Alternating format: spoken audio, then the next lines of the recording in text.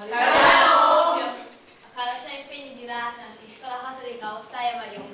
Bár a fejszó már a szülők nevében is benne van, azért választottunk csapatnevet, szemfényvesztő.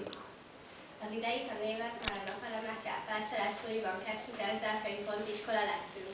A napelemek segítségével van világítás az épületben. Na megint fóra, hál' Istennek. Ezt a szuper lehetőséget, hogy az energyafaktor innen nem hagyhatjuk ki. Mi is hallatni akarjuk a hangunkat.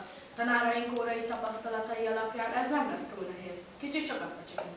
Roland Bartnak, a kémi fantasztikus csapatunkat találták ki. Első lépés. Támogató osztályfőnökünk egyből mellénk állt, szóval pedagógus kipipálva. És most pedig jöjjön a bomba ötletünk egy fantasztikus tárgy. Színdarab! Egy álomban indul, melyben megjelenik egy jövőbeli lény.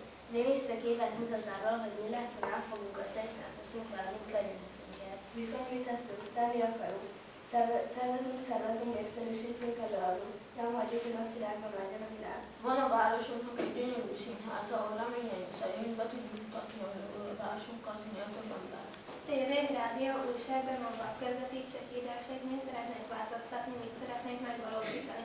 YouTube, Facebook, majd mi intézzük. Mindent megteszünk, hogy a városi és a megyei önkormányzatot is eljusson. Mi lenne, hogyha egy képviselői szerepel a darabban? Megpróbáljuk nincs.